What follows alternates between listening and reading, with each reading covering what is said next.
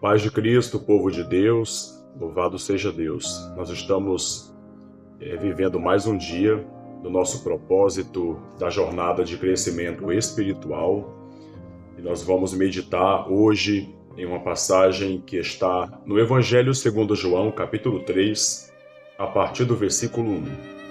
O diálogo que teve entre Jesus e Nicodemos, Jesus, o Messias, o Cristo, o nosso Senhor, e Nicodemos, uma autoridade da religião judaica entre os judeus.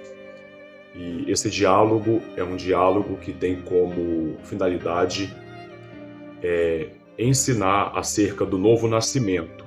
Jesus ensinou para Nicodemos acerca do novo nascimento, que o ser humano tem a necessidade de nascer de novo para entrar no reino de Deus. Quero que você preste muita atenção nessa reflexão de hoje e depois faremos uma breve oração em nome de Jesus. Amém? Fique comigo até o final do vídeo. Você pode compartilhar esse conteúdo com os seus amigos, deixar o seu like e o seu comentário. E você que não é inscrito ainda no canal, faça a gentileza de inscrever-se no canal e ativar o sininho para receber todas as notificações. Amém? Então vamos agora a essa reflexão. João capítulo 3. Jesus fala do novo nascimento a Nicodemos. Havia entre os fariseus um homem chamado Nicodemos, autoridade entre os judeus. Ele era uma autoridade entre os judeus, ou seja, um líder. Ele foi encontrar-se de noite com Jesus e disse-lhe: Rabi, Rabi significa mestre. Sabemos que és mestre vindo de Deus, pois ninguém pode fazer os sinais que tu fazes se Deus não estiver com ele. Jesus lhe respondeu. Olha só a resposta de Jesus. Em verdade te digo que ninguém pode ver o reino de Deus se não nascer de novo. Em verdade te digo que ninguém pode ver o reino de Deus se não nascer de novo. A visão de Nicodemos acerca da espiritualidade era uma visão superficial. Era uma visão religiosa, uma visão muito limitada. Não tinha profundidade. E Jesus Cristo começa a falar de uma forma profunda, argumentando com Nicodemos acerca da espiritualidade. Que para uma pessoa se tornar espiritual de fato e de verdade, para uma pessoa entrar no reino de Deus, essa pessoa tem que nascer de novo. Deixar de ser carnal, terrena, mundana e tornar-se uma pessoa com uma mentalidade espiritual, uma mentalidade celestial, focada nas coisas do alto e não nas coisas da terra. Nicodemos, ele era um religioso, mas também político. Ele era uma autoridade entre os judeus. Então, ele não era apenas um religioso, mas era um religioso político.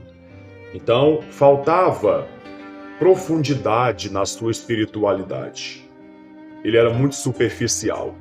Ele não entendia o conceito do novo nascimento. Não entendia a necessidade do ser humano ser regenerado, passar por uma transformação de mente. Esse milagre é chamado de metanoia, é a mudança de mentalidade. Esse é o milagre da regeneração. É quando a pessoa ela passa por essa metanoia, por essa mudança de mentalidade. É aí que está o novo nascimento. O novo nascimento ocorre quando a pessoa ela é transformada da água para o vinho. Quando a sua mentalidade e os seus hábitos são transformados. Quando a pessoa morre para os hábitos pecaminosos e renasce para novos hábitos. Hábitos espirituais, de santificação, de amor a Deus, amor ao próximo. Amém? A pessoa passa a cultivar as virtudes do Espírito Santo. Então, Jesus ele aprofunda mais esse conceito do novo nascimento, dizendo no versículo 3: em verdade te digo que ninguém pode ver o reino de Deus se não nascer da água, ou melhor, se não nascer de novo. Aí no versículo 4 está escrito: então lhe perguntou Nicodemos: como um homem velho pode nascer? Poderá entrar no ventre de sua mãe e nascer pela segunda vez? Você vê que Nicodemos era tão superficial que não estava entendendo a linguagem teológica de Jesus. E Nicodemos era um teólogo, mas não estava entendendo a teologia de Jesus. Porque a teologia de Jesus, ela é muito mais profunda, espiritual e didática do que qualquer outra teologia que existe. E aí, no versículo 5, Jesus ele fala o seguinte: Jesus respondeu: em verdade te digo que se alguém não nascer da água, aí aqui Jesus ele fala sobre o nascimento da água, que simboliza purificação, limpeza, lavagem, lavar o corpo para tirar toda a lama do pecado, para tirar toda a sujeira. Aqui também nós podemos subentender que Jesus está falando sobre o batismo nas águas, que é um símbolo da nossa entrega a Cristo Jesus e o início da nossa jornada de crescimento espiritual, o início da nossa trajetória cristã, da nossa caminhada com Jesus. Isso se dá pelo batismo. E aí Jesus ele fala que se alguém não nascer da água e do Espírito, ou seja, nascer de Deus, do Espírito, tornar-se espiritual, não pode entrar no reino de Deus. Então aqui Cristo deixa bem claro que só podem entrar no reino de Deus as pessoas que nascerem de novo, as pessoas que forem batizadas, nascerem da água e nascerem do Espírito Santo. Aqui nós podemos subentender que Cristo está falando sobre dois batismos, o batismo nas águas e o batismo com o Espírito Santo. O batismo nas águas simboliza a nossa entrega a Cristo, é a nossa aliança com Jesus. É um testemunho que nós fazemos publicamente, confessando Jesus como Salvador de nossas almas. E estamos nos limpando de uma vida pecaminosa, velha, iniciando uma vida limpa, uma vida santa, pura, uma vida nova. Amém? E o batismo com o Espírito Santo é o revestimento da glória de Deus, do poder de Deus. É quando nós, cristãos, é quando o crente é revestido de santidade. O Espírito Santo, ele vem para revestir o crente de santidade. Dá para o ser humano vestes novas, vestes brancas, vestes de luz, de santidade, de pureza. Esse é o batismo com o Espírito Santo. Amém? Então, é importante a pessoa ser batizada nas águas, batizada com o Espírito Santo, para poder entrar no reino de Deus. Cristo disse: em verdade te digo que, se alguém não nascer da água e do Espírito, não pode entrar no reino de Deus. O que é nascido da carne é carne. O que é nascido de natureza humana é um ser de natureza humana, carnal. E o que é nascido do Espírito, natureza divina, é espírito. É uma pessoa de natureza espiritual, é uma outra natureza existencial. A pessoa passa a existir numa perspectiva espiritual. Ela deixa de existir apenas em uma perspectiva terrena e passa a viver numa perspectiva espiritual. Ela transcende ao físico.